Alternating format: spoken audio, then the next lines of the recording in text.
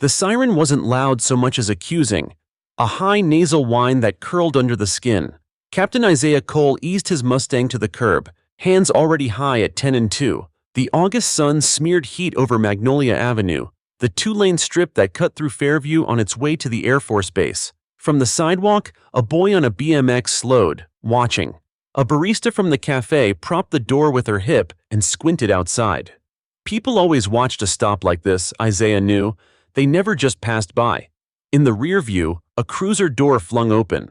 Officer Travis Keene stepped out like the role was too small for him. Chin up, chest thrown forward, thumb sliding the retention strap on his holster off with a casualness that was not casual at all. He was young enough to chase ego, old enough to be dangerous about it. He approached without a greeting, the brim of his hat casting a knife-edge shadow across his eyes.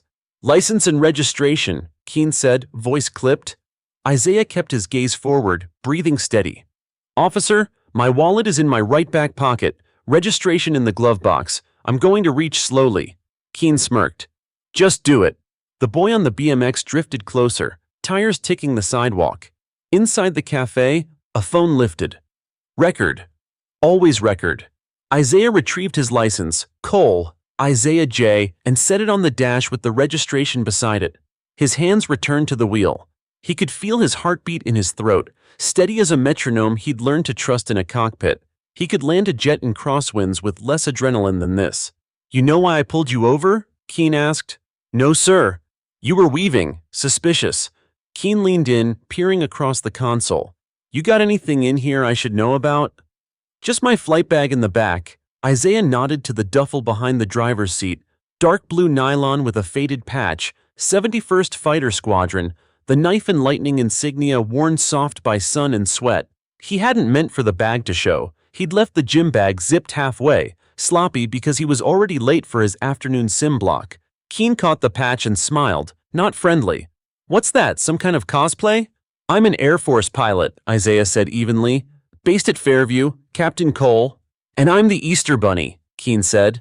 His tongue made a tiny click against his teeth. "Step out of the vehicle." A hush fell over the sidewalk that Isaiah could feel rather than hear. He unbuckled, shifted the door open, and stepped out with hands visible. The heat hit like a wall. Somewhere, a cicada sawed the afternoon in half. "Turn around, hands on the hood." Keene was already stepping into the next move, as if the script had been written long before this day. Isaiah complied, palms flat on hot metal, eyes on his reflection warped in the paint. He could see the coffee shop behind him, barista frozen in the doorway, phone high, two older men who'd abandoned their chessboard on the patio, the boy on the BMX, now at the curb, one sneaker still on a pedal like he was poised to ride the second something broke. "Spread your feet," Keene said, patting him down with a roughness that was more about display than vigilance. He found the dog tags under Isaiah's t-shirt and yanked them up. The clink of metal against teeth was sharp. "What's this?" Keene asked, though he knew. "Identification," Isaiah said. "Captain Isaiah Cole, United States Air Force. If you call the base provost marshal's office, they can—" Keene shoved the tags back down. "Don't tell me how to do my job." A car slowed to a crawl in the opposite lane. The driver lifted her phone, recording. A construction crew across the street set their drills down, their yellow vests bright as flags. The street seemed to lean toward the scene, a town tipping into a moment it hoped would pass and knew would not. Keene's questions came clipped, like he was trying to create something to react to. "Where were you headed? Why Magnolia, not the highway? Been drinking? Drugs? Why's your voice shaking?" "I'm not impaired," Isaiah said. "I took Magnolia because of construction on the 17. I'm late for a sim. I can put you on the phone with my flight commander. Hands behind your back." The cuffs were cold. Isaiah felt the bite of the edge near his wrist bone and swallowed, slow and controlled, the way he'd learned to do when oxygen ran thin at altitude and panic wanted to gnaw its way out. He counted breaths. He listened to the cicada. He watched the boy on the BMX who had set his phone to record and now shouted into the cafe, "He said he's a pilot! Somebody call the base!" Keene tugged on Isaiah's shoulder, turning him to face the sidewalk. "Face the car!" Isaiah stumbled half a step, caught himself. Keene's hand came again, open-palmed and fast, slamming Isaiah's chest back against the hot hood. Pain flared along Isaiah's ribs. Gasps rose from the sidewalk like wind through grass. "Stop resisting," Keene barked. I'm not resisting, Isaiah said. Officer, you're hurting me. A woman's voice, clear and furious, cut the heat. He's cuffed. You're on camera. Keen's jaw twitched. He pressed an elbow into Isaiah's shoulder blade. Another burst of pain sang down Isaiah's arm. The sun felt closer now, the light almost metallic. He swallowed again, made his voice level. Sir, I'm complying. Squeal of tires. Another cruiser nosed in behind Keen's. Officer Ruiz, older, eyes tired, stepped out, scanning the crowd first, then the scene. His gaze snagged on the squadron patch. He blinked, recalibrated. Travis, Ruiz said, voice low, a warning in it. What do we have? Suspicious vehicle. Driver was weaving, Keen said. Claimed to be a pilot. Ruiz stepped closer to Isaiah, pitched his tone neutral. Name? Captain Isaiah Cole, Isaiah said. ID in the wallet you have. Base phone on speed dial 3. Ruiz looked at the cuffs, looked at the phones on the sidewalk. 5, 6, a dozen by now. He exhaled. Keen, ease up. We'll verify. Keen's grip didn't ease so much as shift, as if he needed to reassert ownership of the moment. We verify after control, he said, too loud. From the cafe, the barista shouted, They're calling the base. My uncle works on the flight line. Somewhere beyond the storefronts, an engine note rolled through the warm air, deep and distant at first. Isaiah lifted his head a fraction. He knew that sound in his bones. Not a Harley, not a truck. A steady, rising thunder. One voice, then another layering over it. The boy on the BMX shaded his eyes with a palm. Yo! Keen pressed harder. Eyes down! The sound swelled, not overhead yet, but approaching, as if the sky itself were drawing breath. Isaiah pictured the runway at Fairview, sun shimmering white above it, the ready alert jets that sat fueled and whispering, the training pair that had a standing schedule for pattern work at the top of the hour. He'd seen the day's flight board that morning. 2 ship in the pattern. Call sign Viper. Ruiz glanced up, brow pinched. You hear that? Nobody answered, because by then everyone did. Forks stilled in the diner across the street. Tools hung in the air at the construction site. Phones tilted skyward. Keen, stubborn, kept his eyes locked on Isaiah, like refusing to look would make the sound stop. You think a patch makes you somebody? He hissed. Isaiah met his gaze without flinching. I don't need a patch. The first jet split the blue a heartbeat later, low enough to rattle window glass, gray belly flashing, the wail of turbines pouring over Magnolia like a river of metal. People ducked, screamed, laughed all at once, an involuntary chorus. A second jet chased the first, banking over the courthouse dome, sun glancing off the canopy in a clean, impossible line. Phone swung up. The cafe door slammed against its frame. Someone shouted, Holy, are those from Fairview? The jets roared past, then arced into a wide climbing turn that drew a silvered crescent against the sky. Isaiah didn't move, couldn't, cuffed as he was, but something in his chest loosened, something clenched for years by moments like this. He knew the call sign of the lead by the way it held the turn with a ghost's grace. He knew the pilot's habit of tapping the throttle twice on roll-in. He could have named them with his eyes closed. Teammates, brothers. Keen finally looked up, face slack with a confusion he didn't know how to hide. He tried for a laugh and missed it. Some air show, he muttered, but the words fell thin, swallowed by the thunder. Ruiz's radio crackled. He lifted it instinctively, listening hard, then cut a look at Isaiah that was almost apology. The sound overhead deepened again. A second pass inbound, lower. On the sidewalk, the boy on the BMX breathed what everyone else was thinking. A whisper that carried in the charged hush between roars. They're here for him. The roar of turbines hadn't even faded before the crowd reacted like a single body. Phones tilted higher, mouths opened in disbelief, and conversations tumbled over one another. Some cheered, some cursed, and some simply stared as though the sky itself had come to life. Isaiah kept his forehead against the hood, the cuffs biting his wrists, but inside him there was a flicker. Calm, steady, a pilot's certainty. That sound wasn't random, that was intentional. His unit was answering, even if no one else recognized it yet. Officer Keen, however, tried to reclaim the narrative. He shoved Isaiah harder against the car, his own voice cracking under the thunder overhead. Stay still, nobody move, it's just a drill. But Ruiz wasn't buying it. His radio hissed again, a clipped voice pushing through static. Magnolia Avenue confirmed, divert traffic, hold perimeter until we arrive, do not engage. Ruiz's face drained. He glanced at Isaiah, at the patch, at the row of phones recording every word. His hand hovered near his own cuffs, as if tempted to release them, but Keen barked, "Don't you dare! He's lying, Ruiz! He's nobody!" The second pass came lower. So low the windows of the cafe rattled and the boy on the BMX had to steady himself against the curb. When the jets climbed, carving the afternoon sky into ribbons of sound and vapor, something shifted in the crowd. The bystanders weren't just curious anymore. They were witnesses to something bigger. Their murmurs hardened into conviction. "That's not a coincidence," the barista whispered. "They're signaling." "Signaling what?" Keen snapped, turning toward the sidewalk like he could intimidate the entire street into silence. "You people don't know anything." But Isaiah finally spoke, voice calm enough to cut through the chaos. "They're in contact with base command right now. They wouldn't be over downtown unless it was authorized." He lifted his eyes, locking on Keen's with quiet fire. "You've made a mistake, you can't walk back." The crowd picked up his words like fuel. "He is a pilot!" someone shouted. Another voice added, "Check his ID, you've got his wallet." Ruiz pulled the license from his pocket, squinting at it as though seeing it for the first time. Isaiah James Cole, United States Air Force. Captain. The realization settled in his chest like a weight. He opened his mouth, but Keen cut him off. "Fake! Could be fake!" Keen's words stumbled out, but even he seemed to hear the thinness in them. His hand shook as he shoved Isaiah again, louder this time. "Stay down!" The third roar split the sky.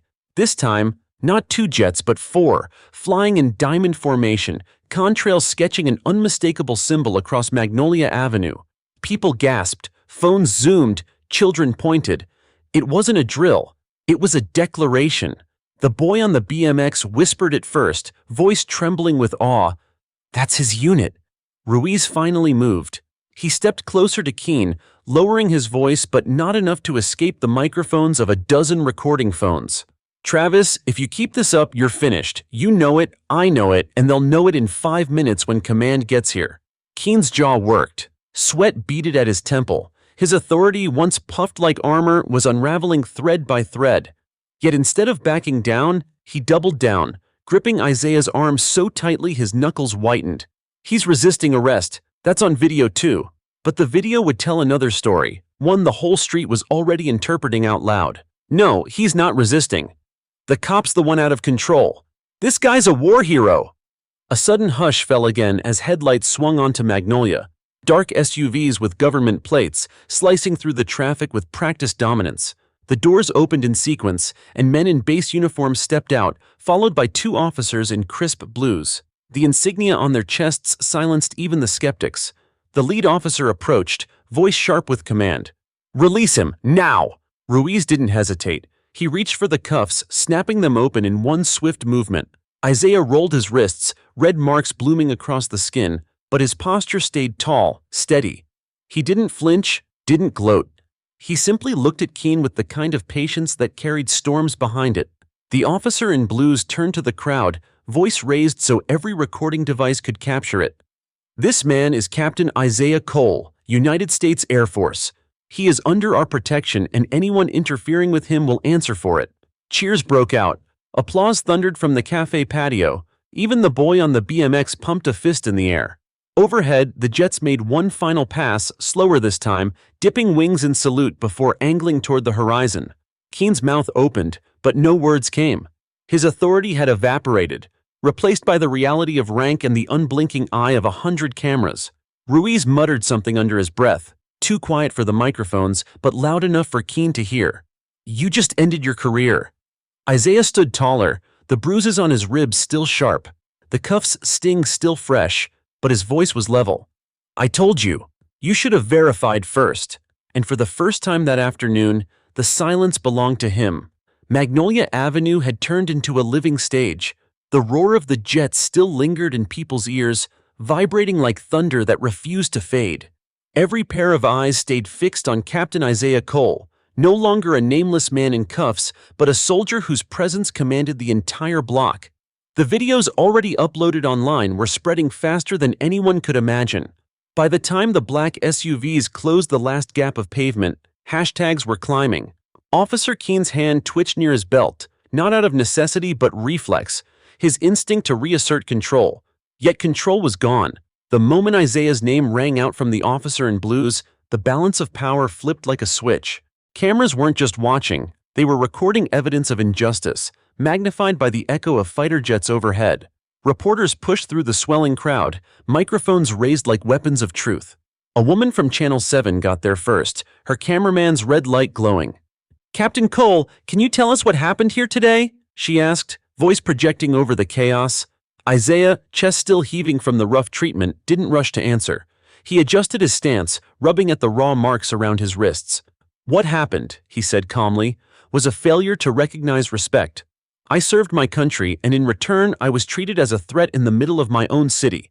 His words carried weight, not shouted but sharp enough to silence the bystanders. The officer from base stepped forward, cutting the moment short. "No more questions right now. Captain Cole will be escorted back to the base for evaluation." But the narrative was already spiraling into the public sphere.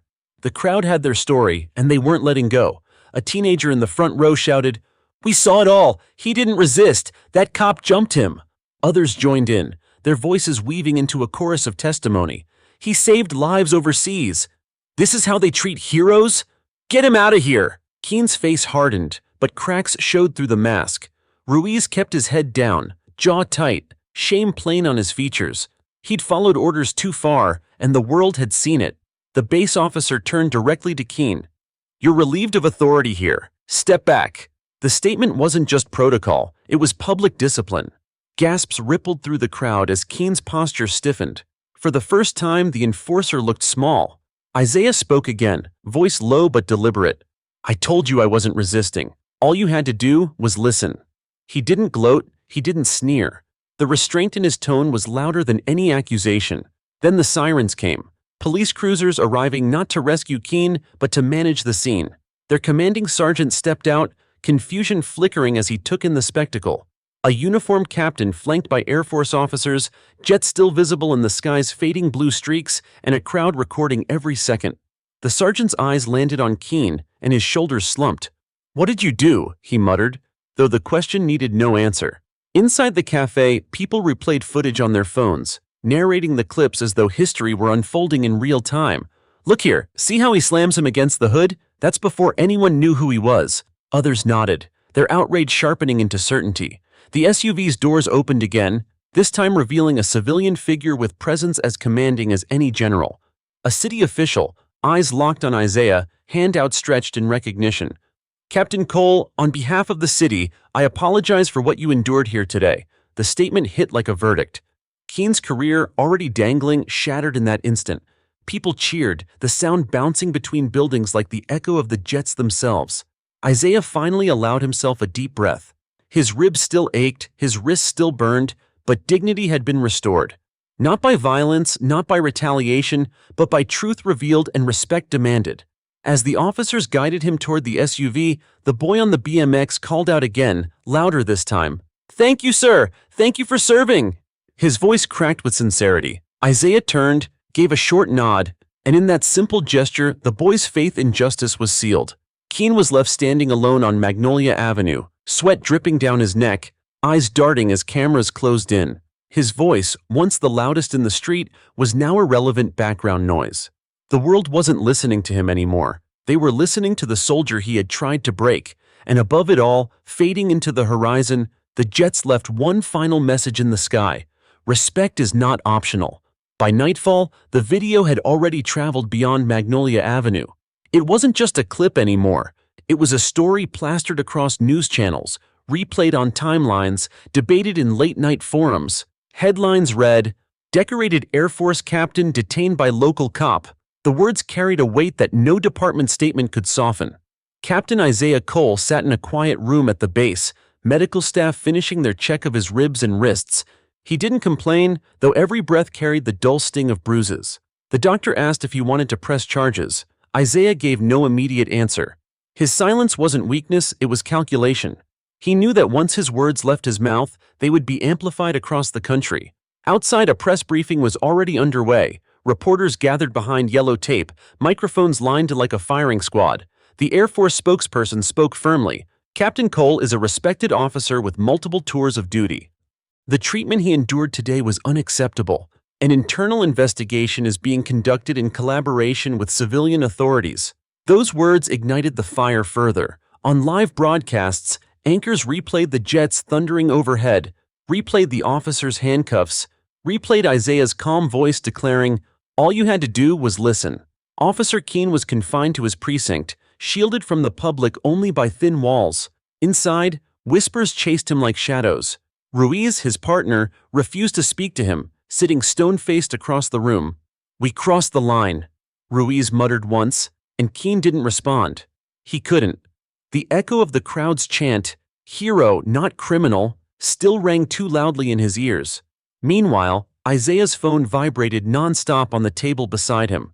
Messages from fellow servicemen, from old commanders, from strangers across the country filled the screen. "We've got your back, Captain. You stood taller than they ever could. Keep speaking, sir. We need leaders like you."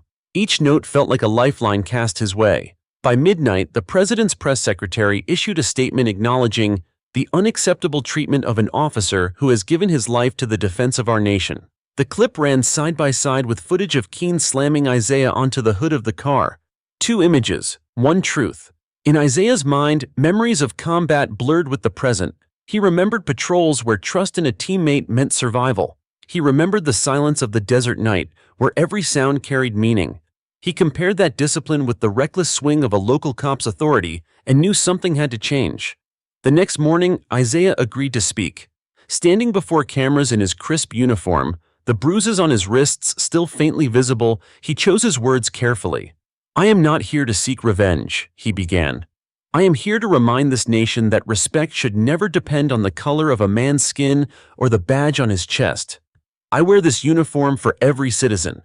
That includes the officer who mistook me for a threat yesterday." His voice didn't shake. It cut straight, clean, undeniable. The crowd fell silent, pens scratching, cameras humming. "Discipline is what separates a soldier from a brawler," Isaiah continued. "Yesterday I showed restraint. That restraint is the very reason I stand here today instead of escalating violence. But restraint should never be mistaken for weakness. I will not be silent." The applause that followed wasn't just polite, it was thunderous, a wave of acknowledgement that swept through the crowd and onto every broadcast screen. People at home felt it too. Tweets exploded. "This man should be teaching the academy. Leadership looks like this. Justice wears his face today." Keene watched the broadcast alone from his living room, suspended from duty without pay. His badge lay on the table, cold and unwanted. Every headline carried Isaiah's name, not his. Every conversation erased his authority, leaving only the stain of his decision. For the city, the event became more than scandal. It became a turning point. Schools played Isaiah's speech in classrooms. Churches echoed his words in Sunday sermons. In cafes, people spoke his name with reverence. The boy on the BMX who shouted his thanks that afternoon told friends at school he had seen a real hero up close. Isaiah, though, returned quietly to his duties. He didn't chase the cameras or bask in the spotlight. When asked why, he answered simply, "My service isn't about being seen. It's about making sure others are safe enough to live unseen." But America had seen him, and they wouldn't forget. Justice wasn't just served in courts or precincts that week. It was carved into memory by the roar of jets, the calm voice of a soldier, and the fall of an officer who thought power meant the right to disrespect.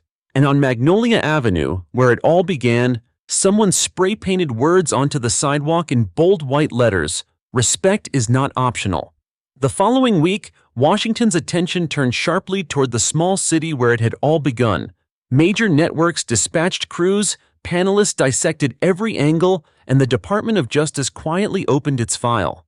It wasn't just about one officer's mistake anymore. It was about systemic accountability, and Captain Isaiah Cole's face had become the symbol. On Monday morning, the FBI rolled into town, black SUVs lining up outside the precinct. Inside, officers who once swaggered now sat stiff, uncertain. Special Agent Marla Jennings led the team, her badge flashing under the fluorescent lights. She was concise. Every piece of body cam footage, every radio call, every report connected to Captain Cole's arrest, "We're taking it all. Cooperate, and this goes smoothly." Officer Keene sat in the corner, pale and silent. His suspension had already stripped him of uniform and weapon. Now, stripped of certainty, he was just another man under scrutiny. He tried to argue, mumbling about maintaining order and perceived threats, but the agents shut him down. The law wasn't interested in excuses, it wanted evidence. Meanwhile, Isaiah returned to base, saluted by soldiers at every corridor. To them, he wasn't just a comrade anymore. He was proof that dignity could hold firm even under abuse. Commanders approached him privately, offering to support a formal complaint. Isaiah weighed the decision carefully, his sense of justice warring with his instinct to stay out of the spotlight. But he remembered the boy on the BMX, the chants of the crowd, and the messages pouring in from across the country. This wasn't about him anymore. It was about everyone who couldn't wear medals as armor. At a town hall meeting that evening, the community gathered in a packed auditorium. Citizens filled every chair, cameras streamed live, and Isaiah took the stage reluctantly. His voice, though calm, carried weight. What happened to me was public, but there are countless stories just like it, unseen. I had jets overhead to remind this city who I was. But what about those who don't have that kind of shield? They deserve justice just as much as I do. The room erupted in applause. Some people stood, tears streaking their faces. For them, Isaiah wasn't just a soldier. He was a vessel for their pain, their frustration, their hope. In living rooms across America, viewers leaned closer. Social feeds lit up. This man speaks truth. He's the leader we need right now. Justice begins here. The narrative had shifted. No longer just a scandal, it was now a movement. Officer Keene watched the broadcast from his kitchen, a half-drunk glass of whiskey at his elbow.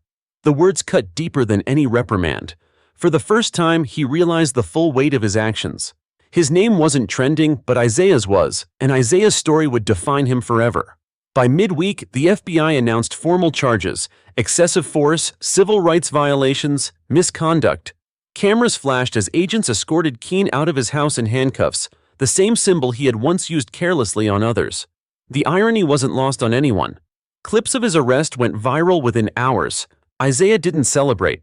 He sat quietly in his quarters, reflecting on the strange turn of fate. Justice wasn't a victory lap, it was a burden. The fight wasn't over just because one officer had fallen. Later that week, Isaiah met privately with the Secretary of Defense. The meeting was off the record, but word leaked anyway. Reports hinted at a new initiative: mandatory training for police departments led by military officers on restraint, respect, and rules of engagement. Isaiah's name was tied to the proposal. He hadn't sought it, but now it was his responsibility to carry it forward. At the base gate, children gathered with handmade signs. "Thank you, Captain Cole." Their voices were small but clear. Isaiah paused, knelt, and told them gently, "Courage isn't just on the battlefield. Courage is standing up when someone else is pushed down." As he walked back toward the hangar, the sound of engines rumbled in the distance. Jets once again sliced across the sky, not in protest this time, but in tribute. The crowd below pointed upward, their cheers merging with the thunder overhead. The story that began with humiliation had turned into a lesson carved into national memory. Respect could no longer be demanded with threats. It had to be earned through justice, accountability, and humanity. On a quiet night, Isaiah wrote in his journal, "Dignity is not a privilege, it is a right. And when one man's dignity is denied, every man's freedom is weakened." The ink dried, but the message lived on, echoing through homes, classrooms, and precincts alike. Justice had taken its first step, and the nation knew the path could never be turned back. The courthouse steps were crowded long before the hearing began. Reporters jockeyed for space, their microphones stretching toward every passerby. Protesters held signs, some demanding accountability, others calling for unity. For weeks, the story had simmered. Now, the city was ready to watch justice unfold in a courtroom where silence, not shouting, would decide the outcome. Inside, the tension was suffocating. The jury filed in, eyes fixed straight ahead, careful not to reveal bias. The judge, a stern woman with decades of experience, called the court to order. All eyes shifted toward the defendant, Officer Keene. Once a symbol of authority, he now looked diminished in a plain suit, his posture slouched, his jaw tight. The prosecutor opened with words that cut sharp. On that street corner, Officer Keene abused his power. He didn't see a decorated pilot. He didn't see a citizen with rights. He saw only the color of a man's skin, and he acted with violence. Today we decide whether this nation tolerates that. Murmurs rippled through the room. Cameras outside captured the reaction, broadcasting it to millions. The defense countered, painting Keene as a man under stress, a cop in fear of losing control in a tense neighborhood, but the jury's faces betrayed little sympathy. Fear was not justification, it was excuse. Then came the moment everyone had been waiting for, the testimony of Captain Isaiah Cole. When his name was called, the room shifted. Even those who opposed him leaned forward. Isaiah's uniform gleamed, medals pinned across his chest, but his face was calm, almost somber. He raised his right hand, swore his oath, and took the stand.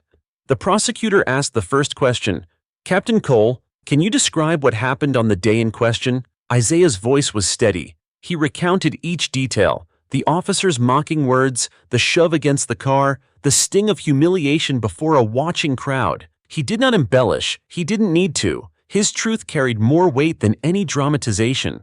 The silence was thick as he spoke, and even Keene's defense attorney avoided eye contact. Then Isaiah added something unexpected. "I'm not here for revenge," he said, pausing as the courtroom leaned in. "I'm here because no man, no woman, no child should ever be treated as less than human.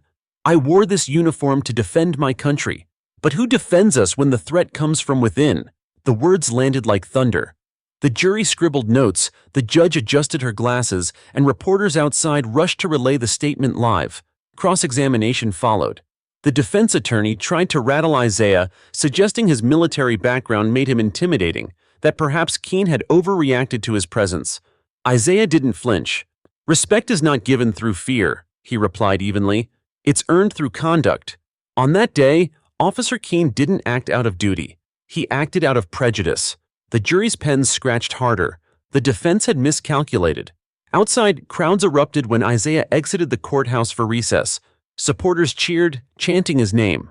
Soldiers in uniform stood quietly among them, their silent solidarity more powerful than any slogan. Back inside, evidence played. Body cam footage showing the unnecessary aggression. The sound of laughter from Keene in the recording sealed the impression. Jurors frowned. Some shook their heads. In the gallery, Isaiah's fellow service members watched, their arms crossed, their presence a living reminder of who he was. To them, this wasn't just about one officer, it was about whether the nation would honor the sacrifices of those who wore the uniform, no matter their skin color. When closing arguments arrived, the prosecutor's voice carried conviction. "This is not just about Captain Cole. This is about every citizen who fears the badge meant to protect them. Today, you decide whether equality is theory or practice."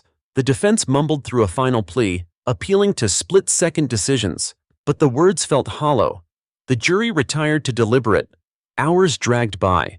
Outside, cameras stayed trained on the courthouse doors, commentators speculated, and the crowd grew restless. Then, at dusk, the jury returned. Everyone rose. The verdict was read. Guilty on all counts. A wave of emotion swept the room. Some gasped, some applauded before being hushed. Officer Keene's head dropped into his hands. The judge announced sentencing would follow, but the message was already clear. Accountability had arrived. Isaiah didn't smile. He bowed his head, whispered a silent prayer for the future, and walked out into the flashing cameras. Soldiers saluted him, citizens reached for his hand, and the chant began again. Justice, justice, justice. As the evening sky deepened, fighter jets roared once more overhead, not in anger but in tribute. The nation had watched, the jury had spoken, and the world had witnessed a truth that could no longer be denied. Justice delayed was no longer justice denied. The courthouse was once again packed, but the air felt heavier this time. It wasn't anticipation of guilt or innocence anymore, it was the weight of consequence. The jury had spoken. Officer Keene was guilty. Now the question was, how much would it matter? Outside, hundreds gathered. Protesters held candles and flags, soldiers in uniform stood shoulder to shoulder with citizens, and TV crews set up lights that turned the courthouse steps into a stage. Reporters whispered about history being written inside those walls. When Captain Isaiah Cole walked in, dressed sharply in his Air Force blues, the crowd erupted. He raised a hand for calm, his face still composed. This wasn't a moment for triumph, it was a moment for truth. Inside the courtroom, the judge entered and called the session to order. She looked stern but deliberate, her robe flowing as she settled into her chair. "We are here for sentencing," she said firmly. "I will hear statements before delivering judgment." The prosecutor spoke first, reminding the court that this was not a single bad decision. Officer Keene acted not in defense of the law but against it. His abuse of power was deliberate, his actions humiliating, and his prejudice undeniable. The sentence must reflect accountability. Then came the defense. They tried again to plead for leniency, pointing to Keene's years of service, his family, his stress. But their words felt brittle, like paper in a storm. The room's mood had shifted too far to return to sympathy. The judge then turned to Isaiah. "Captain Cole, would you like to make a statement before I render sentencing?" Isaiah stood slowly. He looked at the jury, the judge, then at Keene himself. His voice was calm, but it carried power. "I stand here not for myself alone. That day, I felt humiliation, yes, but what cut deeper was the knowledge that countless others have stood where I stood, without cameras, without soldiers, without justice. I wear this uniform because I believe in this nation. But belief without accountability is empty. Justice is not revenge, it is protection for the next person who might face what I faced. I ask the court, make sure this is the last time such abuse goes unanswered." The silence was thick. Even those who opposed him earlier stared down at their shoes. The judge nodded. "Thank you, Captain." She took a long breath, scanning the room. Then she spoke, her words clear, deliberate, every syllable echoing. "This court recognizes that no individual, no matter their badge or uniform, stands above the law. Officer Keene used authority to harm, not to protect. He mocked, humiliated, and assaulted a man whose only crime was his skin color. That man turned out to be a decorated officer of the United States Air Force. But let me be clear, it should not take medals to earn respect. Every citizen deserves dignity." Gasps rippled through the courtroom. Cameras outside caught the judge's words as they were broadcast live across the country. "I hereby sentence Officer Keene to 10 years in federal prison for violation of civil rights under color of law and 5 additional years for assault. Furthermore, he is barred from ever serving in law enforcement again." The gavel struck. The room erupted. Some cried, some clapped, and others sat stunned. Keene's face went pale. The weight of justice had finally landed. But the moment wasn't over. Isaiah turned to leave, and as he stepped through the courthouse doors, he was met by thousands outside. The crowd roared. Soldiers snapped to attention and saluted him. Citizens chanted his name. News anchors whispered, "This is history." Cameras zoomed in as Isaiah raised his hand, not in victory, but in solemn promise. "This isn't about me," he said into the microphones. "This is about all of us. The law must serve the people, all the people, or it serves no one." The words spread across social media within minutes, clips going viral, hashtags flooding timelines, streets across the nation filled with vigils, marches, and moments of silence. For once, justice had been visible, undeniable, real. Above, the rumble of fighter jets filled the sky again. This time it wasn't anger, but tribute. The message was clear. The country stood with Isaiah, and as the city lights glowed against the night, one truth echoed everywhere. From the courthouse to the quietest living rooms, justice had spoken, and it would not be silenced again. The sun rose over the city, spilling golden light onto streets that had been filled with chanting voices only hours before. The courthouse still stood silent, but its walls seemed to carry the echoes of what had transpired inside. Justice had been handed down, not just for Captain Isaiah Cole, but for a truth that had long been silenced. News channels replayed the moment endlessly. The judge's stern words, the slam of the gavel, Isaiah's calm but powerful speech, and the roar of the crowd outside. Hashtags trended worldwide. #justice. For Isaiah, #no one above the law, #respect all uniforms. In living rooms, coffee shops, and workplaces, people replayed the clips and shook their heads in disbelief, asking how it had gone so far and why it had taken a decorated officer's humiliation to make people listen. At a diner across town, 2 elderly veterans sat watching the broadcast on a flickering TV. One of them, a Marine with a faded tattoo on his arm, wiped his eyes. "That man stood taller in that courtroom than any general I've ever seen," he muttered. His friend nodded, fists clenched. About time someone reminded them what the uniform stands for. Meanwhile, in schools, teachers showed their students Isaiah's speech. Young kids, especially those who had already felt the sting of prejudice, listened with wide eyes. "He stood up for all of us," one girl whispered to her classmate. For many, Isaiah's calm defiance became a lesson not in bitterness, but in dignity. At his base, Isaiah returned quietly. He expected no ceremony, but he was met with a sight that stopped him in his tracks. His entire unit lined the runway, standing in formation. As he stepped forward, the commanding officer barked, "Present arms!" Dozens of salutes snapped into the air. A fighter jet thundered overhead, trailing smoke in formation, a message carved across the sky. Isaiah swallowed hard, his throat tight. He returned the salute, but his eyes burned with emotion. He wasn't just a soldier anymore. He had become a symbol. Yet he hated that it took such an ordeal to make it happen. That night, networks requested interviews. Isaiah refused most of them. When he did speak, his words weren't about himself. "I don't want to be remembered as a victim," he said firmly. "I want to be remembered as a reminder that justice is not optional. It's the foundation we stand on. If it cracks, the whole nation falls." Families gathered around TVs. Mothers whispered to their children, "This is why we never give up." Fathers held their sons closer. In communities that had long felt abandoned, Isaiah's words became a spark. People began registering voters in record numbers, organizing community watches, and demanding accountability from leaders. Meanwhile, the city's police department was thrown into turmoil. The chief announced reforms, mandatory body cameras, independent review boards, and bias training. Some officers grumbled, but the weight of public scrutiny left no room for silence.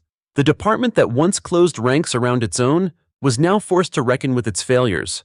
Officer Keene sat in his cell, watching the coverage on a small screen. The chants outside the courthouse echoed in his ears, even in the silence of prison. For the first time, the authority he had once wielded so carelessly was gone. In its place was a void that no excuse could fill. Isaiah, however, carried no triumph in his heart, only resolve. At a press conference weeks later, he stood in front of microphones once again. His voice was calm, steady. "I am not here to celebrate," he said. "I am here to challenge. If one man in uniform can be humiliated on the street, what does that say for those without the shield of service? Justice must not stop with me. It must reach every corner of our nation." The crowd erupted, but Isaiah raised his hand for silence. "Don't just cheer. Act, stand up, vote, speak out, because if justice rests on the shoulders of one man, it will fail. But if it belongs to all of us, it cannot be broken." The applause shook the building. Reporters rushed to capture every word, and across the nation, people listened. For once, the message didn't fade when the cameras turned off. It grew louder. In the weeks that followed, murals of Isaiah appeared on city walls. Artists painted him not as a victim, but as a figure of dignity, a soldier standing tall against injustice. Children posed in front of them, raising their hands in salute. Veterans gathered beneath them, their heads bowed in respect. The story of a racist cop and a humiliated soldier could have ended in bitterness, but it didn't. It ended in unity, in reform, in a reminder that justice, when truly demanded, has the power to shake even the strongest walls. And as fighter jets thundered once again across the sky in tribute, the world knew. This was no longer just Isaiah's fight, it was everyone's. The headlines did not fade with the morning paper. Isaiah Cole's story was everywhere, flashed across televisions, pushed on every newsfeed, whispered in subway stations, debated in offices, and taught in classrooms. His ordeal had become more than a local scandal. It had turned into a national conversation. In Washington, D.C., senators gathered in committee rooms with stacks of reports, each one stamped with Isaiah's name. They argued fiercely, some calling his treatment a disgrace that demanded sweeping reform, others dismissing it as an isolated incident. Yet the undeniable fact remained. Millions of Americans had watched an Air Force captain, a decorated pilot, humiliated in the street for nothing more than the color of his skin. That truth was impossible to bury. Cable networks aired panel discussions late into the night.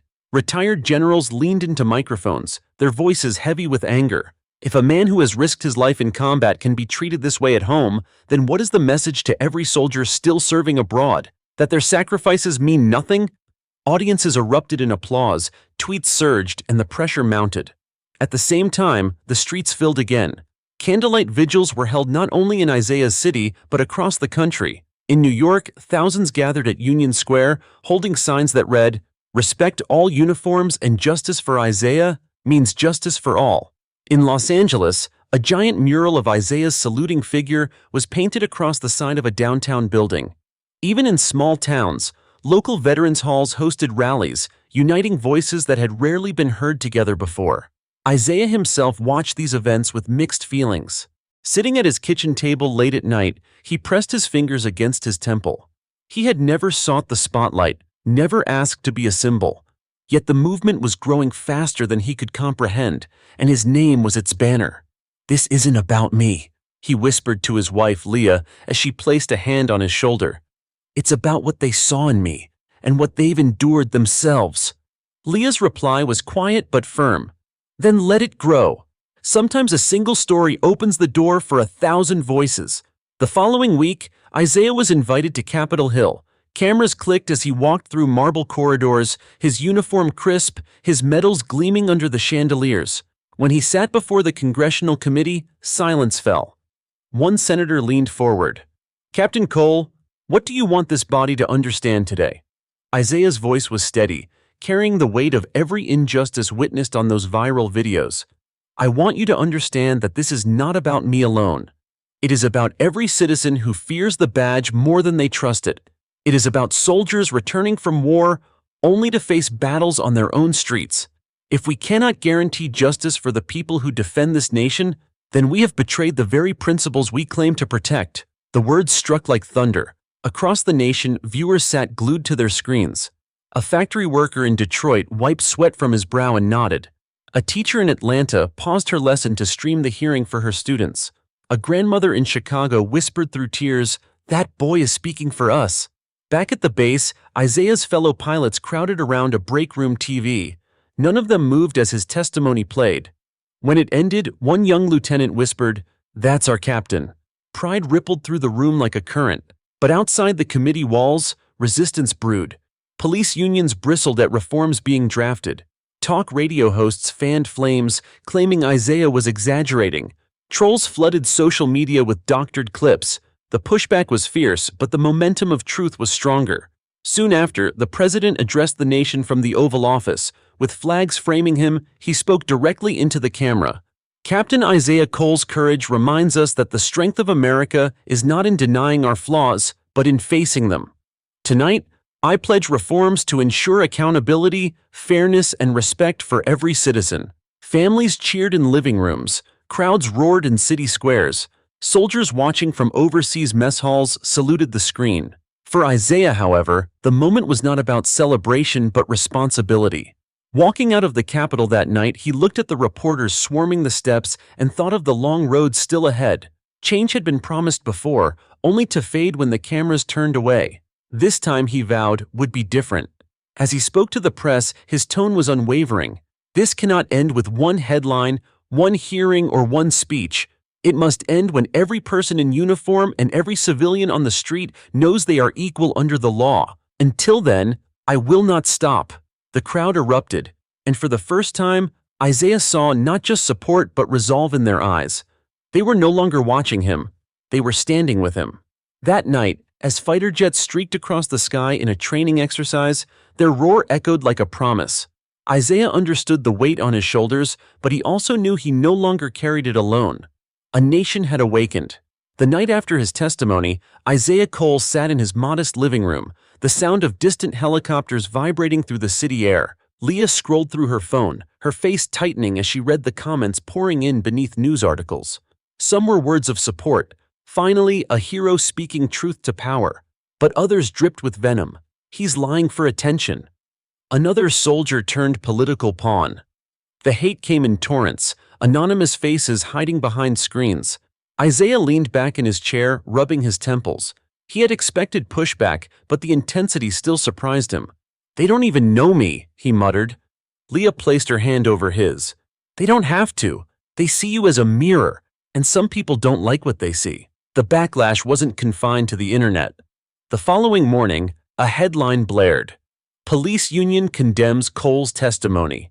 On talk radio, hosts railed against him, painting him as anti-police, a man willing to slander those in uniform. By midweek, protesters gathered outside the base gate, waving flags and shouting, "Keep politics out of service!"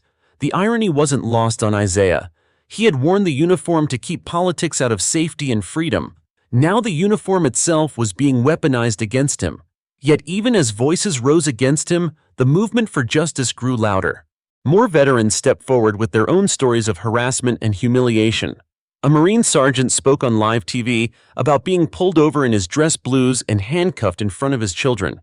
A Navy medic described being searched like a criminal in an airport while his medals set off security scanners. Each testimony fueled the fire Isaiah had ignited. Inside Congress, reform bills began to take shape. Proposals for mandatory police body cameras, independent review boards, and stricter accountability measures filled the docket. But with progress came resistance. Powerful lobbying groups fought tooth and nail to water down each bill. Senators who had praised Isaiah one week hesitated the next, fearing political fallout. It was a war not on battlefields but in backrooms, and Isaiah's name remained in the crosshairs. At home, the pressure weighed heavily. Leah noticed the dark circles under his eyes, the way he stared at the floor during dinner.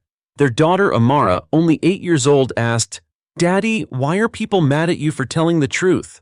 Her innocence sliced deeper than any headline. Isaiah pulled her close, kissing her forehead. "Because sometimes the truth is heavy, sweetheart, but we carry it so the world can be lighter for you." One night, the threats escalated.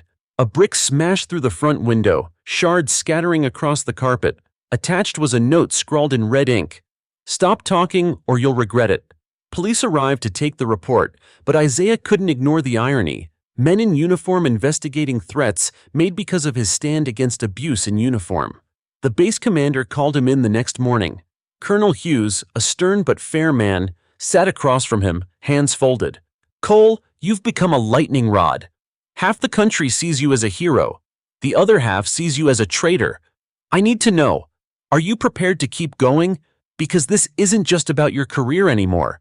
This is about your life." Isaiah's response was calm, resolute. "Sir, I didn't ask for this fight, but it found me. And if I back down now, what does that say to every soldier, every citizen who doesn't have a platform? I have to keep going." Hughes studied him for a long moment before nodding. "Then you won't stand alone. The Air Force takes care of its own." Meanwhile, on the streets, the protests grew. Crowds spilled into downtown avenues, chanting Isaiah's name alongside calls for justice. News crews broadcast live images of veterans in wheelchairs raising their fists, of mothers carrying photos of sons lost to violence, of children holding handmade signs that read, "Heroes deserve respect." In a dramatic turn, Isaiah was invited to speak at the Lincoln Memorial. Tens of thousands gathered under the marble columns, their voices echoing in the crisp air. Isaiah climbed the steps slowly, his uniform glinting in the fading sun. When he reached the podium, the roar of the crowd shook the ground. He waited until silence settled. "I stand here not as a victim," he began, his voice steady, "but as a witness. I have witnessed injustice, and I have witnessed the courage of those who refuse to be silent. They tried to break me, but all they did was reveal how strong we are when we stand together." Applause thundered across the reflecting pool. Cameras broadcast his words into millions of homes. Somewhere, a family in Texas watched in awe. In Chicago, a bus driver pulled over just to listen. In Atlanta, a high school history teacher replayed the speech for her students, who sat in rapt silence. As Isaiah stepped down from the podium, Leah met him at the bottom of the stairs. "You're not just speaking for yourself anymore," she whispered. "You're speaking for a nation." And Isaiah finally understood.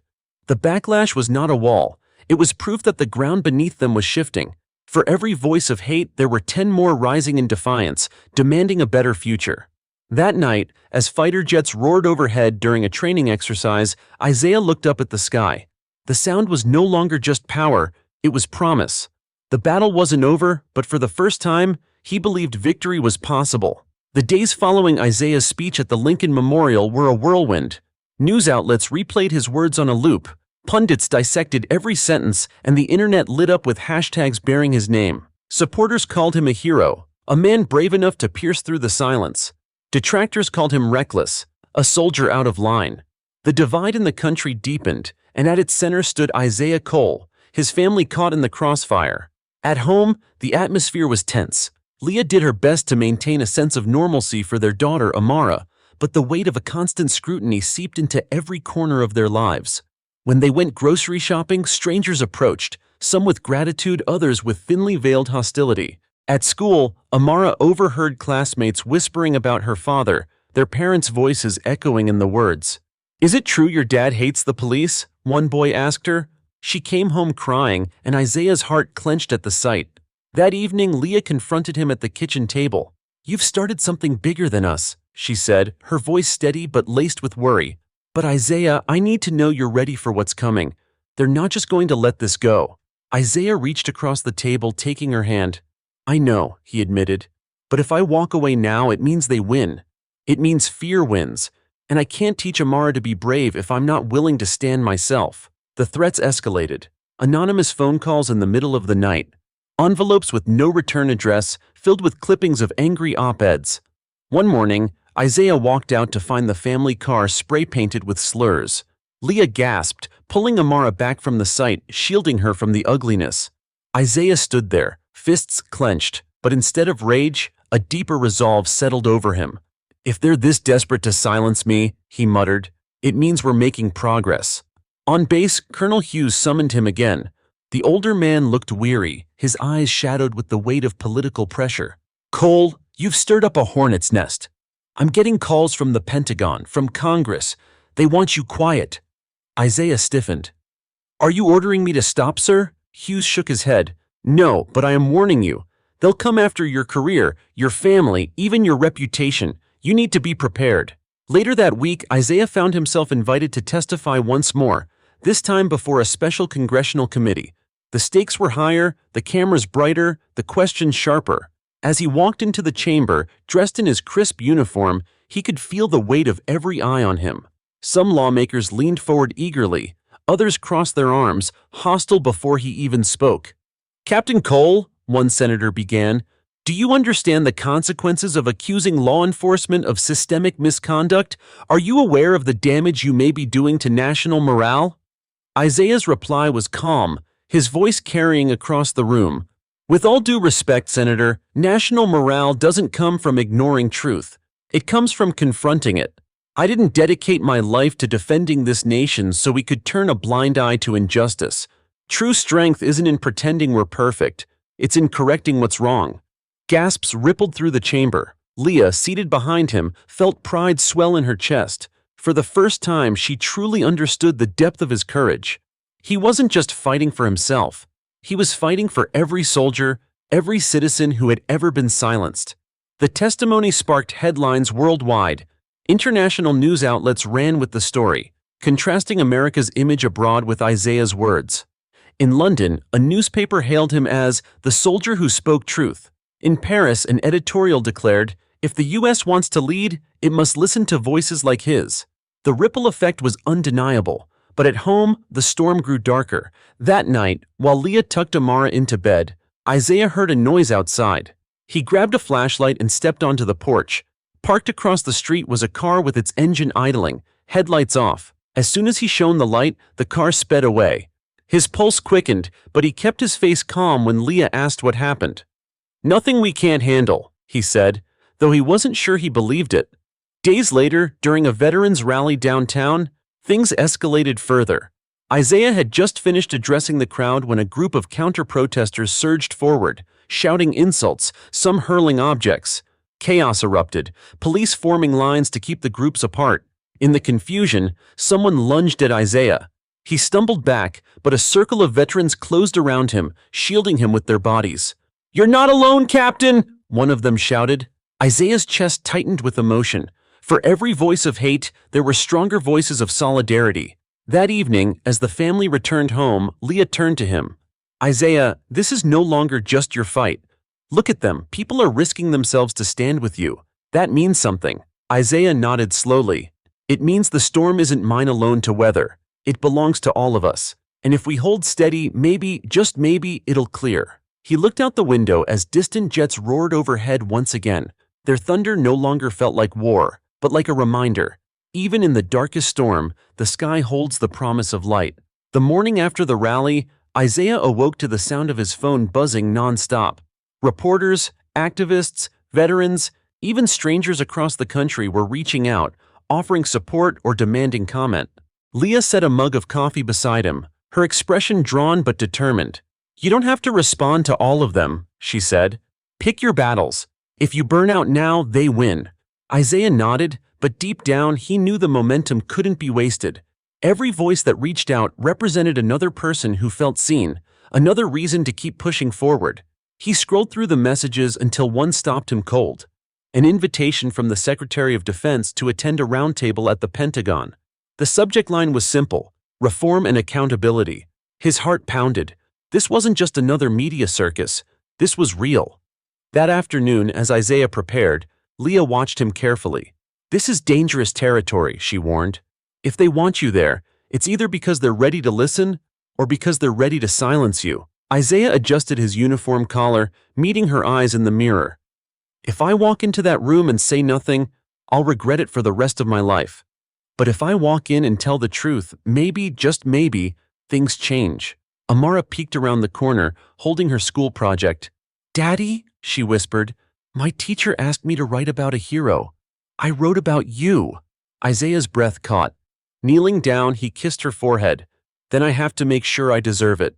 The Pentagon was buzzing with security and press when he arrived. Cameras flashed, questions flew, but Isaiah kept his eyes forward, his posture unshakable. Inside the round table, senior officials sat stiffly around a long mahogany table. Generals, senators, the secretary himself, all of them waiting. "Captain Cole," the secretary began, his voice measured, "you've caused quite the storm. The public is divided, the military is under scrutiny, and trust in law enforcement is wavering. Why should we continue listening to you?" Isaiah inhaled slowly, then leaned forward. "Because ignoring me won't stop the storm. It'll make it worse. I didn't create the injustice. I exposed it. If we want to restore trust, we don't hide from the truth. We face it." For nearly an hour, Isaiah laid out his experiences. The brutality he had witnessed, the bias that festered in the shadows, the silence that destroyed lives. He didn't exaggerate, didn't waver, just facts and lived truth. Some faces around the table hardened, others softened. The secretary's expression never changed. When he finished, silence hung heavy in the air. Finally, a senator leaned forward. "Captain, you've put yourself and your family at great risk." "Why?" Isaiah's answer was steady. "Because justice doesn't live in comfort. It lives in sacrifice. And if my daughter can grow up in a country where the law serves her, not crushes her, then every risk is worth it." A murmur rippled through the room. The secretary gave a curt nod, then adjourned the meeting. "We'll deliberate," he said. But Isaiah saw something in the man's eyes. Not dismissal, not condemnation, but a flicker of respect. Outside, reporters swarmed. One shouted, "Captain Cole, did they listen?" Isaiah paused, the weight of the world pressing down, then spoke simply. "They heard me. Now it's up to them to act. But know this, I won't stop until change comes." That clip spread across social media like wildfire. Within hours, veterans groups announced a nationwide march in solidarity. Hashtags trended globally. Churches, schools, and communities pledged support. For the first time, Isaiah felt the tide truly shifting. But shadows lurked still. That evening, as the family ate dinner, a brick crashed through the front window. Amara screamed, glass scattering across the floor. Isaiah leapt up, pulling Leah and Amara close. Outside, a car peeled away into the night. On the brick, a note was taped. "Enough, stop or pay." Leah's hands shook as she held the note. "Isaiah, this isn't just politics anymore. They want to hurt us." His jaw tightened. He called base security, filed a report, and boarded up the window. Later, when the house was quiet, he sat alone on the porch. The night air was heavy, but above, the sky stretched wide, stars unshaken by human chaos. The following day, a convoy of veterans and soldiers arrived at his doorstep. Men and women in uniform standing shoulder to shoulder. Their leader, a grizzled Marine named Alvarez, saluted. "Captain, you don't stand alone. Not now, not ever." Emotion welled in Isaiah's chest. For every threat, there was strength like this. That evening, Isaiah addressed the crowd gathered outside his home. Neighbors, supporters, strangers who had come just to show solidarity. His voice carried steady and strong. "They can throw bricks, they can spread fear, but they cannot break us. We will not be silenced. We will not back down. Because justice, true justice, isn't negotiable. It's owed." The cheers rose into the night, echoing down the streets, louder than fear, louder than hate, and Isaiah knew the silence had broken. The storm was no longer his alone. It belonged to the people. The weeks following Isaiah's Pentagon testimony were anything but calm. What had once been a local scandal now consumed national headlines. Every major network debated his words, dissected his tone, questioned his motives. Some praised him as a patriot who demanded accountability, others painted him as a threat to order. Yet the one thing no one could deny, he had made people listen. But attention carried a cost. Hate mail flooded the mailbox, social media brimmed with threats. Leah checked every lock twice before bed, and Amara wasn't allowed to play outside alone anymore. Their lives were changing, reshaped by shadows cast from Isaiah's choice to speak the truth. One night, Isaiah sat at the kitchen table, the glow of his laptop lighting his tired face. Leah slid into the chair beside him, resting her hand on his. "You're carrying all of this by yourself," she said softly. "You need allies." "I have allies," Isaiah murmured. "Veterans, activists, even some in Congress." Leah shook her head. "I mean real allies. People who'll protect this family when the threats turn into something more." Her voice cracked, but she didn't let it break. Isaiah's phone buzzed again. Another message, another warning. "Drop it or your daughter suffers." His chest tightened. He closed the laptop. "Tomorrow," he said, "I'll make a call." The next morning, a convoy of SUVs rolled into their quiet street. Out stepped men and women in plain clothes, but their movements were sharp, professional. Isaiah recognized the look of federal agents. One of them, Special Agent Rivera, approached with a badge held high. "Captain Cole," Rivera said firmly, "the Bureau has been monitoring the threats against you. We're establishing protection for your family. You're too high profile now to leave unguarded." Isaiah hesitated. Accepting their help meant acknowledging the danger was real and that Leah and Amara were targets. But when he looked at his daughter, who clutched her backpack nervously by the door, he nodded. "Do whatever it takes." News of the protection detail spread quickly. Cameras camped outside their home, reporters clamored for statements. Some claimed Isaiah was exaggerating his danger for sympathy. Others demanded answers from law enforcement agencies about why threats were tolerated so long. The public discourse only grew louder. Amid the chaos, Isaiah was invited to testify before Congress. This wasn't just a meeting behind closed doors. It would be a public hearing, televised, every word carried into millions of homes. The night before, Leah found him pacing in the living room. "What if I stumble? What if they twist my words?" he muttered. She stopped him, placing her hands on his shoulders. "Isaiah, you've faced gunfire. You've led men into combat. You don't freeze when it matters most. This," she gestured around them, to the cameras, the noise, the world watching. "This is just another battlefield, and you're not alone." Her words steadied him more than she could know. The hearing room was packed, the air tense with anticipation. Senators sat in rows, journalists filled the gallery, and millions watched live. When Isaiah entered, dressed in his full uniform, the murmurs died instantly. Cameras followed his every step as he took his seat, raised his right hand, and swore to tell the truth. For hours he answered questions. Some senators tried to corner him, pressing if he had an anti-police agenda. Others thanked him for his courage. But Isaiah never lost his composure. He spoke about bias, about silence, about the oath every officer took to protect, not oppress. At one point, a senator sneered, "Captain Cole, do you think the American people even trust your word?" Isaiah leaned forward, his voice steady but sharp. "Trust isn't mine to demand. It's ours to earn. And if we don't acknowledge the rot, if we don't root it out, then every uniform, every badge, every rank means nothing." The chamber went silent. Even the senator who'd posed the question sat back, lips pressed thin. Outside, protesters had gathered, some holding signs that read "Justice for All," others carrying banners condemning Isaiah. When he exited, chants filled the air. Supporters surged forward, surrounding him, raising their voices so loud the jeers were drowned out. That night, clips from the hearing spread across social media. The moment he declared that trust must be earned replayed on every channel. Hashtags trended, not just in the US, but worldwide. Isaiah's name was no longer tied only to a single incident, it was tied to a movement. But with momentum came escalation. A firebomb was thrown at the veterans' office that had supported Isaiah. Thankfully, no one was hurt, but the message was clear. His enemies were done with warnings. Leah sat beside him in the darkened living room later that night. "How far are they willing to go?" she whispered. Isaiah wrapped an arm around her. "As far as it takes to scare us into silence. But they'll fail. because we've already spoken and too many have heard." From outside, the faint sound of chants drifted through the night air. Supporters still gathered on the street, holding vigil. Their voices rose steady, unwavering, echoing into the night. And Isaiah knew. This fight had crossed a line. It was no longer just his. It belonged to the people. The following week blurred into a relentless storm. Isaiah Cole couldn't step outside his home without a camera shoved in his face, without a headline screaming his name. Supporters sent letters thanking him for his courage, promising that they stood with him. Detractors spat insults as he walked down the street, accusing him of betraying law enforcement. His life had become a battle zone, fought not with bullets but with words, lies, and threats that cut just as deep.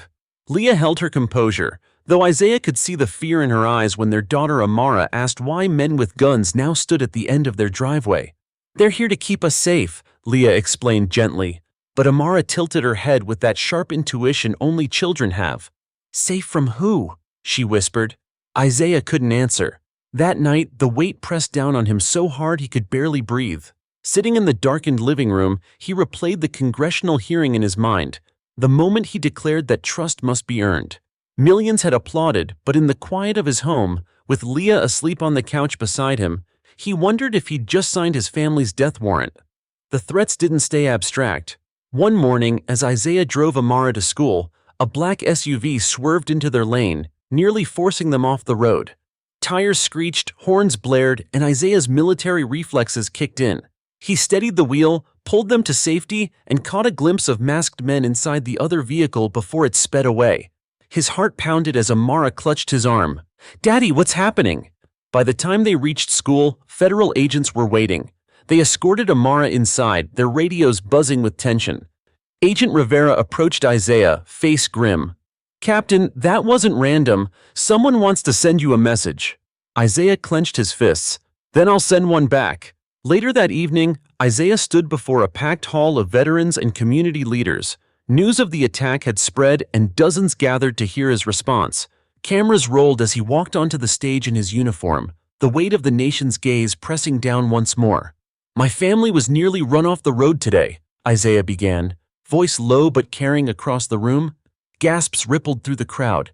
"They want me afraid, they want me silent, but fear has never dictated my oath. Silence has never built justice, and I refuse to bow to either." Applause thundered, shaking the walls. Some stood, chanting his name, while others shouted, "Justice for Cole!" The room pulsed with energy. A wave of solidarity that reached far beyond those four walls. But across town, others gathered in darkened rooms, watching Isaiah's speech with seething rage.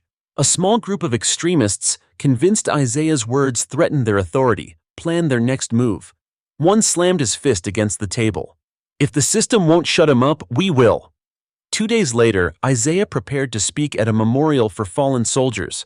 It was meant to be solemn, a reminder of sacrifice. Leah begged him to skip it. "You've already done enough," she pleaded, gripping his hand. "Let someone else carry this torch." Isaiah kissed her forehead gently. "If I stop now, everything we've endured means nothing. Those men and women we honor tomorrow, they never quit. Neither can I." The memorial began under clear skies. Families held photos of loved ones, flags rippled in the wind, and Isaiah stood at the podium, the sun catching the medals pinned to his chest. He spoke of courage, of service, of unity stronger than hate. His voice trembled when he mentioned Amara's future, but he didn't falter. And then, chaos. A sharp crack split the air. Shouts erupted as the crowd ducked for cover. Secret Service agents lunged forward, shielding Isaiah. Panic rippled, mothers pulling children close, veterans scanning for danger with trained eyes. The shot hadn't found its mark, but the message was clear. The war against Isaiah had turned physical. As agents rushed him into a black SUV, Isaiah twisted to look back at the crowd. Despite the fear, people were rising, chanting again, louder, fiercer. "Justice! Justice!" Their voices swallowed the gunshot, turning fear into defiance. Back at home, Leah's hands trembled as she cupped Isaiah's face. "They tried to kill you," she whispered, tears streaming. Isaiah pulled her close, feeling her heartbeat hammer against his chest. "They failed. And as long as I'm breathing, I'll keep fighting. Not just for us, but for every family who's ever been told their lives don't matter." Amara padded into the room, clutching her stuffed bear, eyes wide. "Daddy, are you okay?" Isaiah knelt, hugging her tight. "I'm okay, baby, and I promise I'm not going anywhere." Outside, the sound of protesters carried into the night again. Their chants were no longer just about Isaiah. They had become a chorus for change, echoing across the country. For the first time, Isaiah realized this wasn't his burden alone. It was a movement, one he had sparked but no longer controlled. And in that truth, he found strength. The battle was far from over, but so was he. The night after the shooting attempt was quiet in a way that made Isaiah Cole's skin crawl. No helicopters circled overhead. No protesters shouted outside. Even the agents guarding the property seemed unsettled by the silence. It was the kind of calm Isaiah knew well from his deployments, the kind that comes right before a storm. Leah sat at the kitchen table, her hands wrapped around a mug of tea gone cold. She stared at the wood grain as if answers were hidden there. "How much longer can we live like this, Isaiah?" she asked softly. "Amara deserves a childhood, not a fortress." Isaiah reached across, covering her hand with his. His own fingers felt calloused and heavy, weighed down by memories of battlefields and brothers lost. "I know," he admitted, "but walking away means letting them win. I swore to protect more than just my family. I swore to protect the truth."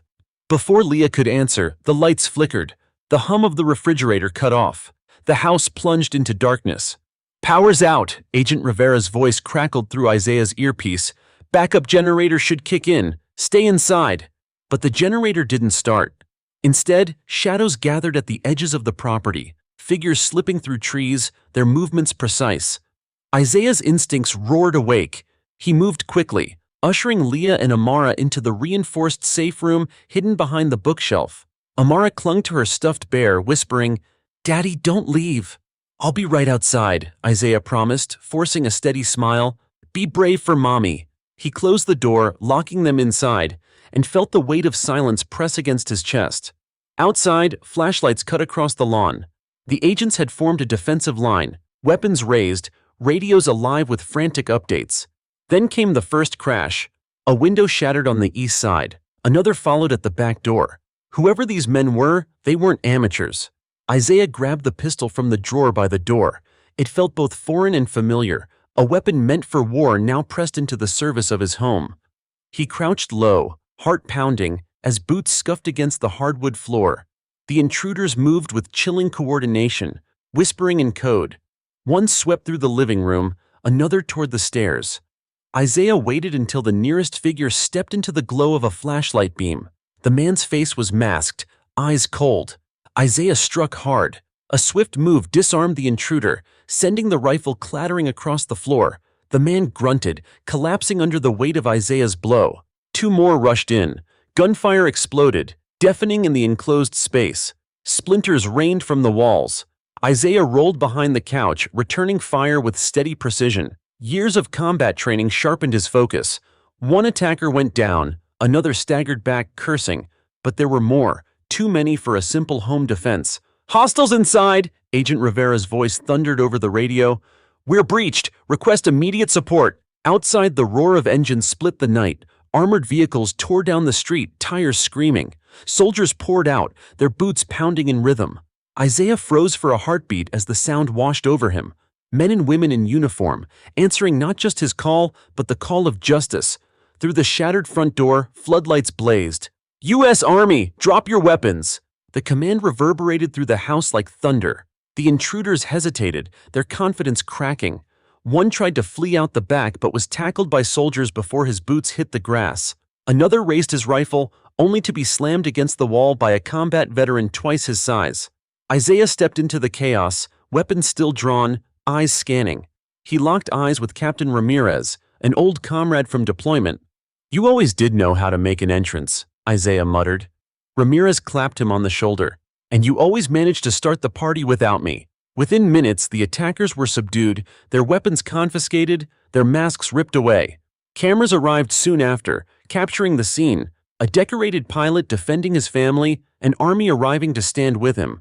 Amara peeked out from the safe room, running into Isaiah's arms the moment the door opened. He scooped her up, holding her close. Leah followed, tears streaking her face. "They're gone," Isaiah whispered, more to reassure them than himself. "They'll never touch us again." But deep inside, he knew the fight wasn't over. If anything, it had escalated. The next morning, headlines blared across every network. Attack on hero pilot's home, foiled by U.S. Army. Who sent the gunman? America rallies behind Captain Isaiah Cole. At the press conference, Isaiah stood beside military leaders, his uniform crisp, his jaw set. Reporters shouted questions, flashes popping like fireworks. Captain Cole, do you believe the attack was coordinated? Will you continue your campaign for reform after this? Are you afraid for your family? Isaiah raised a hand, silencing the crowd. Last night, my home was invaded, not just by men with guns, but by the idea that violence can silence truth. They failed, and as long as I live, I will make sure they always fail. The room erupted in applause. Soldiers saluted. Families watching at home wiped tears from their eyes. And somewhere in the shadows, those who had sent the attackers watched in bitter silence, realizing that every blow they struck only made Isaiah stronger. The storm had come, but Isaiah was still standing. The morning after the attack, Isaiah Cole stood at the edge of his driveway. The yard was littered with evidence markers, shattered glass, and the faint smell of gunpowder. Soldiers had cleared the intruders, agents had secured the perimeter, but the scars remained. Neighbors gathered behind police tape, whispering his name with awe and fear. Leah joined him, her face pale but determined. She slipped her hand into his. They came for us in our home. What happens when they try again? Isaiah's jaw tightened. Then we'll be ready. But Leah, this doesn't end with us hiding. They want to scare me into silence. I won't give them that satisfaction. Amara's laughter floated faintly from inside, where soldiers entertained her with stories to distract from the horror. For a moment, Isaiah let that sound anchor him. Then Agent Rivera approached, his expression grave. We've identified some of the attackers, Rivera said, flipping through a folder. They're tied to a radical militia group. Not just thugs, organized, well-funded with connections inside law enforcement. Isaiah's stomach churned. So this wasn't random, someone sent them. Rivera nodded. We're tracking the money trail, but it's political, Captain. Whoever's behind this doesn't want reform. They want chaos. By afternoon, Isaiah was summoned to Washington again. He traveled under armed escort, cameras trailing his every move. When he arrived, the Capitol steps were packed, protesters holding signs that read, "Justice for Cole and protect our heroes." Their chants echoed down the marble halls. Inside, lawmakers leaned forward as Isaiah gave his account of the attack. His voice was steady, but every word carried the weight of gunfire, of shattered windows, of his daughter's frightened whispers in the dark. They broke into my home, he said, locking eyes with the senators. Not because of who I am, but because of what I represent. Accountability. If they can come for me, they can come for anyone. That's why reform isn't optional. It's urgent.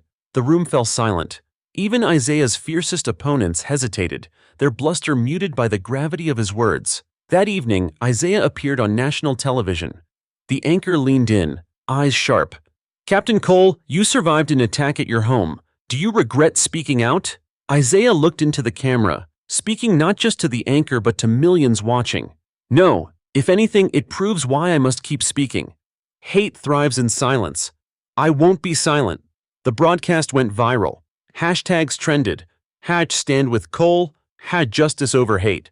Donations poured in to support victims of police brutality. Veterans groups released statements of solidarity, and military bases across the country raised banners in his honor. But not everyone celebrated. In a dimly lit bar, men huddled around a television replaying Isaiah's interview. One spat into his glass. He's making us the enemy. Another slammed his fist on the counter. If the first attempt didn't work, we'll hit harder. Their leader leaned back, shadowed by the flickering neon sign. Not yet. The more he speaks, the bigger the stage. Let him rise. Then, when he's at the top, we'll strike. One blow, one message. Back at home, Isaiah tucked Amara into bed. She clutched her bear tightly. Daddy, are the bad men gone? Isaiah knelt beside her, brushing curls from her forehead. Some of them, but others are still out there. That's why Daddy fights, to make sure they can't hurt anyone else. Amara nodded sleepily. You're brave. Isaiah swallowed the lump in his throat. I'm brave because of you. Leah stood in the doorway, watching with tears in her eyes. When Amara drifted off, she whispered, Every time you step out that door, I'm terrified it's the last time I'll see you. Isaiah pulled her close, resting his forehead against hers. I don't know where this ends, but I know I can't stop now. Too many are counting on us. The next morning, he woke to the roar of jet engines. Fighter jets streaked across the dawn sky, their thunder rattling the windows.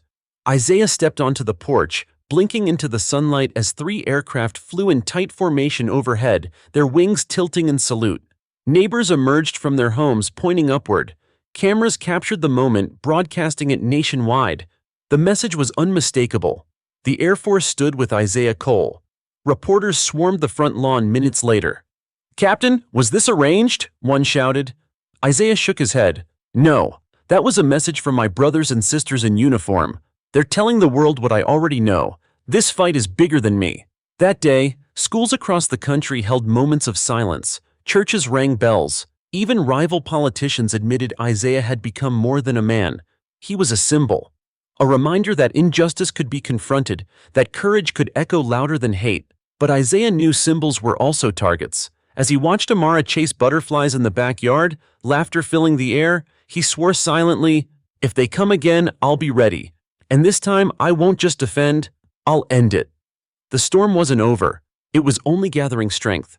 The roar of the jets still lingered in Isaiah Cole's ears as he sat in the dimly lit briefing room. A digital map glowed on the wall, covered with red pins marking militia safe houses. Agent Rivera stood at the front, his voice clipped and sharp. "We've traced the funding to a shell company in Texas. Arms deals, training camps, encrypted communications. Whoever's running this isn't just a group of angry men. They're being supplied, coordinated, protected." Isaiah leaned forward. "Protected by who?" Rivera's jaw tightened. "That's the problem. Some of the names we've found are wearing badges. Cops, deputies, even a retired colonel." The room went still. For Isaiah, it wasn't just betrayal. It was confirmation of what he'd feared. Corruption wasn't a crack in the system. It was the foundation the extremists stood on. Later that night, Isaiah returned home. Leah sat at the kitchen table, papers spread out, bills, legal documents, safety protocols. She looked up with weary eyes. "Rivera told me everything," she said quietly. "Isaiah, this isn't just about you anymore. These people, they're tied into the system. They'll come again." Isaiah pulled out a chair, sitting across from her. "I know, but if I back down, they win. Every soldier I've led, every friend I've buried, they deserve more than my silence." Leah pressed her hands together, trembling. "Just promise me one thing. Don't let your fight take you away from us." Isaiah reached across, squeezing her hand. "I swear, Leah, I'll fight smarter, not just harder." 2 days later, Isaiah met with his old commanding officer, General Parker, in a quiet cafe near the base. The old man's voice was gravelly, his eyes still sharp despite the years. "They're trying to paint you as a radical," Parker said. "I've heard the chatter. Cole's stirring division, Cole's anti-police. Nonsense, but lies spread faster than truth." Isaiah nodded grimly. "So how do I fight back?" Parker leaned in. "With proof. Expose them. Don't just tell the people what's happening, show them. Bring the corruption into the light." Isaiah's mind churned. Proof. That meant infiltration, leaks, recordings, dangerous work. But Parker was right. Public opinion was powerful, but evidence was undeniable. That night, Isaiah gathered a small circle of trusted allies, Rivera, Parker, and 2 veterans who'd fought beside him overseas. They sat in his garage, maps spread across the hood of his car. Rivera tapped the map. "There's a rally next week. They'll be there, raising money, recruiting. If we can get inside, record what they're planning, it could blow this wide open." Isaiah looked each of them in the eye. "This isn't war, not yet. No guns, no violence. We go in, we gather proof, we get out. Clear?" The men nodded. But beneath their agreement was a quiet tension. They all knew rallies like this weren't safe. In the days that followed, Isaiah balanced preparation with family. Each morning, he walked Amara to school, her small hand gripping his. She skipped along, oblivious to the storm brewing around them. Parents whispered as they passed, some with admiration, others with suspicion. Isaiah ignored them, focusing only on his daughter's laughter. At night, he trained. Old drills came back like muscle memory, silent movement, quick observation, coded communication. Leah watched from the doorway sometimes, torn between pride and fear. One evening she whispered, "Every time you put that uniform back on, I feel like I'm losing you to the battlefield again." Isaiah turned, sweat dripping, chest heaving. This time, Leah, the battlefield is our backyard. I can't ignore it. The night of the rally arrived. A storm brewed overhead, lightning flickering across the horizon. Isaiah dressed in plain clothes, a cap pulled low. Rivera handed him a hidden mic, clipped to his shirt. Stay close. Stay calm. Get what we need, then walk away, Rivera said firmly. Isaiah nodded. His heart hammered, not with fear, but with purpose. The warehouse was buzzing when he arrived. Dozens of men in leather jackets and camo gear milled about, flags draped across the walls. A speaker riled the crowd, spitting words about taking back the country and removing traitors. Isaiah moved carefully through the crowd, blending in, recording every word.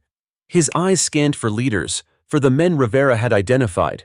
And then he saw him, one of the cops who'd harassed him weeks earlier, standing on stage, arms crossed, eyes burning with hatred.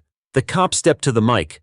They think we're weak. They think one man in uniform can shame us, but we'll remind them who really holds power in this country. The crowd roared.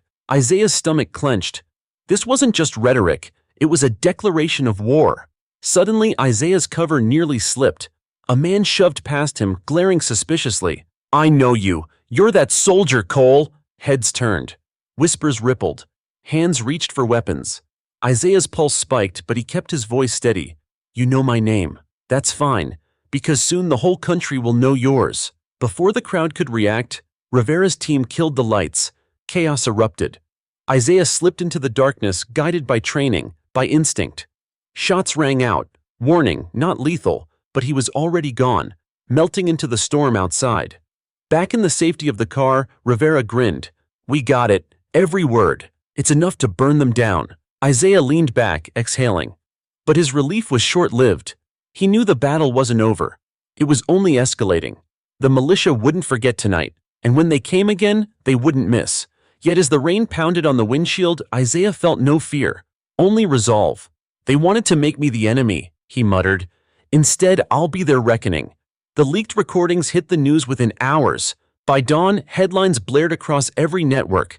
Cops and militias tied an extremist plot. Video clips showed angry men shouting about taking back the country and calling Isaiah Cole a traitor. Social media exploded. Hashtags trended. Some praised Isaiah as a hero for exposing the truth, while others branded him a liar, a danger, or worse. The nation was divided, but one thing was clear. The conspiracy was no longer hidden. Isaiah sat in his living room, the television flickering. Leah stood behind him, her hand on his shoulder. They know now, she whispered. No one can deny it anymore. Isaiah nodded, though his jaw remained tight. Knowing isn't enough. They'll dig in deeper. They'll strike back. By afternoon, Rivera called him into the federal office. The air inside was electric, phones ringing off the hook, agents running between desks. Rivera met him with a grim face. You've lit a fire, Rivera said. Half the country wants these guys buried. The other half wants you buried. The president's advisors are already asking what to do with you. Isaiah folded his arms. I don't care about politics, I care about stopping them. Rivera sighed. And that's why they'll use you, to calm the storm or to fan it. Either way, you're the center now. That night, as Isaiah drove home, he noticed headlights trailing him. Too close, too long. His instincts screamed. He turned sharply onto a side street, then another. The car followed. Isaiah pulled into an empty lot, stepped out, and squared his shoulders. The trailing car screeched to a stop. 3 men in militia jackets climbed out, hands hovering near their belts. You think you can expose us and just walk free? One snarled. You're finished, Cole. Isaiah didn't flinch. I've faced worse men than you, in worse places than this. Walk away. They advanced. His body tensed, training taking over. But before the fight could erupt, police sirens wailed. Patrol cars swept into the lot, lights flashing. The militiamen bolted back into their car, speeding into the night. Isaiah stood in the rain, fists clenched, heart pounding. He knew this was just the beginning. The next morning, Amara asked him a question at breakfast. Daddy, why are people on TV saying bad things about you? Isaiah paused, spoon frozen above his cereal. Leah gave him a worried glance.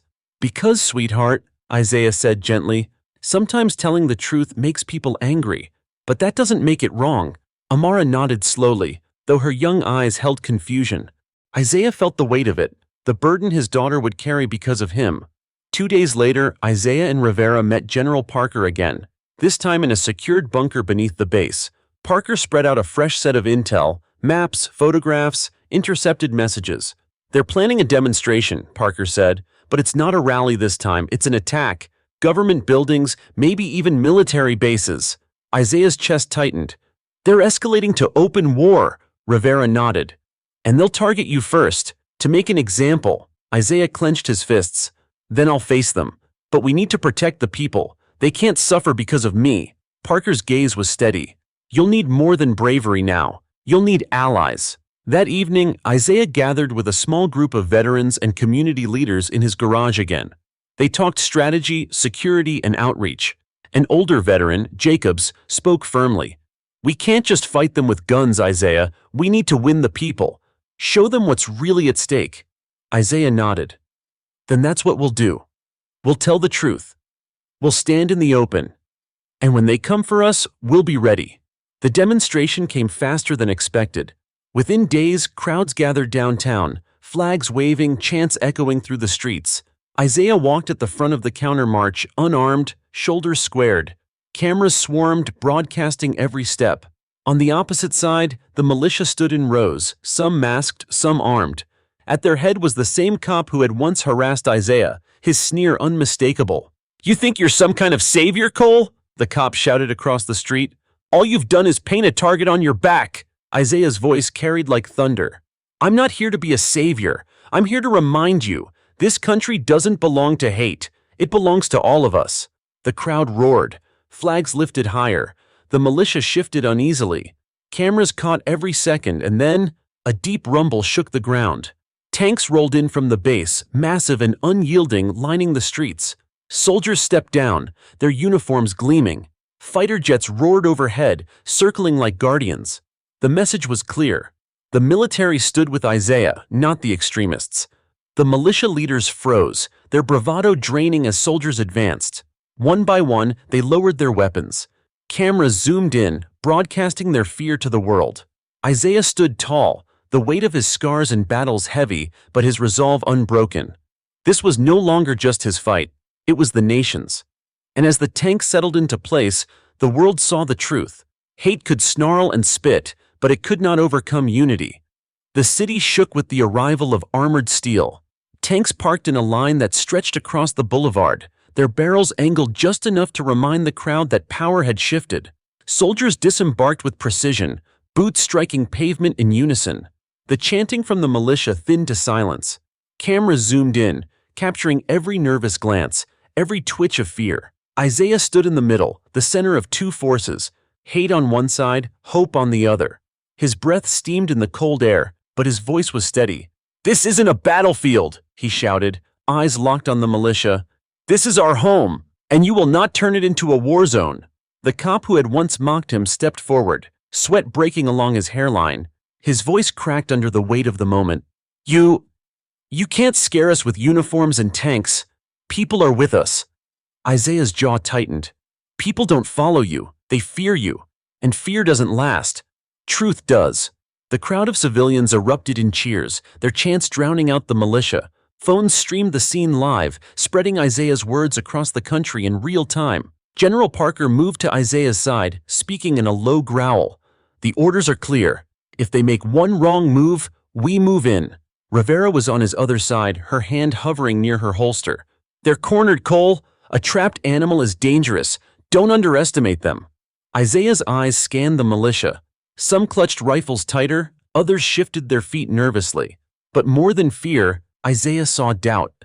The presence of soldiers, the roar of tanks, the unwavering cameras, it was unraveling their resolve. "Stand down," Isaiah called again. "Not for me, not for them, for yourselves.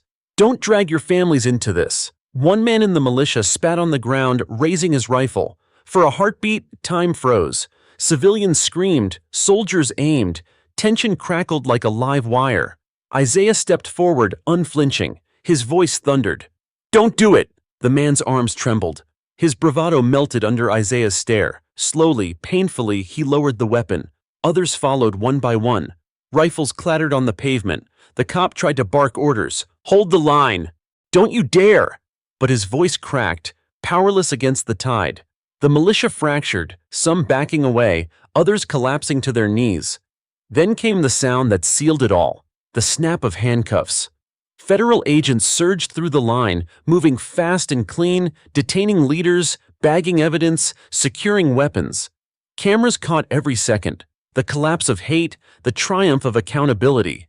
The cop who had struck Isaiah in the past was shoved forward, wrists bound, his face twisted with rage.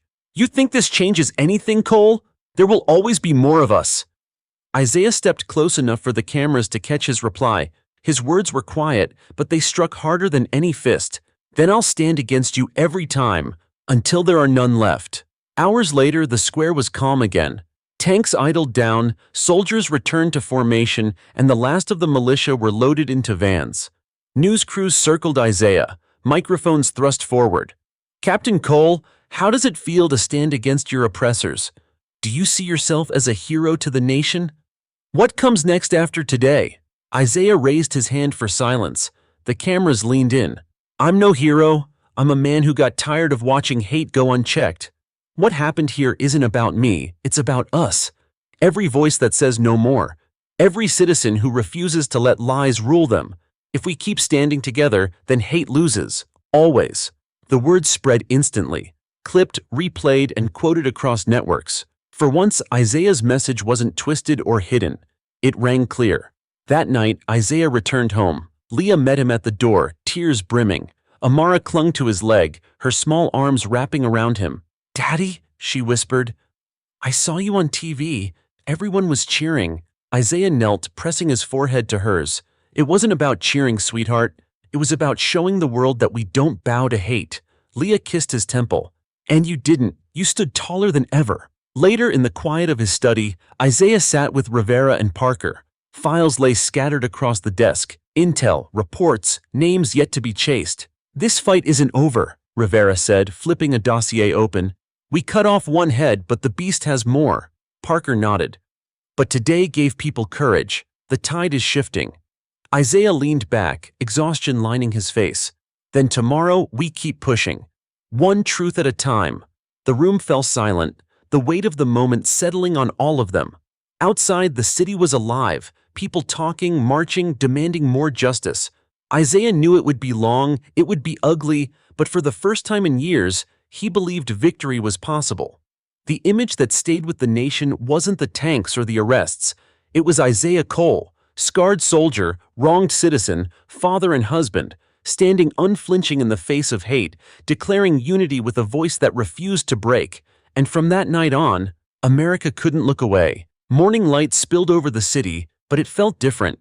Streets that had echoed with chants and fear the day before now carried the quiet hum of conversation, as if everyone was still trying to process what they had witnessed. Newsstands displayed front pages with Isaiah's face front and center, soldier stands tall against hate. Clips from the square played on every screen, Isaiah's command to stand down, the militia laying down rifles, the tanks arriving with thunderous authority. In Washington, the halls of Congress buzzed. Senators replayed the footage on tablets. Aides whispered about the political earthquake it had caused. What had begun as a local act of defiance had escalated into a national conversation. Words like accountability, systemic reform, and justice delayed were no longer quiet talking points. They were shouted across podiums. At breakfast with his family, Isaiah sat at the table, his uniform jacket draped over a chair. Leah poured coffee, her hands steady, but her eyes swollen from little sleep. Amara chewed cereal slowly, watching her father with a seriousness that no child should carry. "Daddy," she said softly, "are the bad people gone now?" Isaiah set his cup down. He wanted to tell her yes, that the nightmare was finished. Instead, he told her the truth. Not all of them. But yesterday proved something. When people stand together, they lose their power, and we'll keep standing every time. Amara nodded, as though sealing the promise herself. By midday, reporters crowded outside Isaiah's home, eager for another statement. Rivera stepped onto the porch first, her badge flashing. "Captain Cole isn't giving interviews today," she told them. "He needs time with his family." Cameras clicked anyway, hungry for every glimpse. Inside, Isaiah paced. "They won't stop coming. Every word I say is going to be twisted or glorified." "I didn't ask for this spotlight," Rivera smirked. You didn't ask for it, but you earned it. And whether you like it or not, the country sees you as the man who faced hate and didn't flinch. Parker entered with a folder under his arm, his tone clipped. The Pentagon wants to debrief you, and the secretary himself has asked for your presence. This isn't just about one cop or one militia anymore. This is policy now. Isaiah exhaled slowly, shoulders heavy. Policy won't change hearts, but maybe it'll start changing rules. In the city square where everything had unfolded, citizens gathered again, but this time with flowers instead of fists. They placed them near the courthouse steps, turning the sight of confrontation into a symbol of resilience. A muralist had already begun painting Isaiah's likeness on a wall, helmet under one arm, hand raised not in combat but in command. Passers-by stopped to watch, some wiping tears, others snapping photos to share online. Social media exploded with hashtags. #Stand with Isaiah, #Truth marches on, #No more hate. For every post of support, there were threads of resistance, but they were drowned by the tidal wave of solidarity. That evening, Isaiah sat in a dim room across from the defense secretary. Cameras weren't allowed here. It was strategy now, not spectacle. The secretary's eyes were sharp, his voice low. You've ignited something we can't put back in a bottle. Every action we take from here will be scrutinized. You'll be asked to speak, to testify, to become the face of reform. Are you ready for that burden? Isaiah's silence stretched, heavy with the weight of responsibility. Finally, he spoke. I didn't plan for any of this, but if standing up means fewer men like me get beaten, fewer families torn apart, then I'll carry it. Not for politics, for justice. The secretary nodded once, scribbling something in his notes. Then prepare yourself. The nation isn't done with you. Back home, Isaiah looked out the window at the city skyline. Leah joined him, sliding her hand into his. You didn't just stand against them, she whispered. You stood for us, for every family who's been silenced, for every name lost in headlines. Isaiah's voice cracked with quiet honesty. But I'm tired, Leah. So tired. She squeezed his hand. Rest tonight. Tomorrow, you fight again. And this time, you won't fight alone. Far away, in basements and back rooms, the remnants of the militia fumed, plans whispered, threats scribbled in notebooks. The battle was far from over. But their fear was palpable now. Fear not of tanks or generals, but of a man who had proven that courage could dismantle hate in broad daylight. The story would not fade. It would ripple through classrooms, churches, and dinner tables. Some would resist, clinging to prejudice. Others would rise, inspired by a soldier who refused to bow. For Isaiah Cole, the path ahead was uncertain, but one truth had already solidified. He had become more than a man in uniform. He had become a voice, and once a voice rises loud enough, it can never be silenced.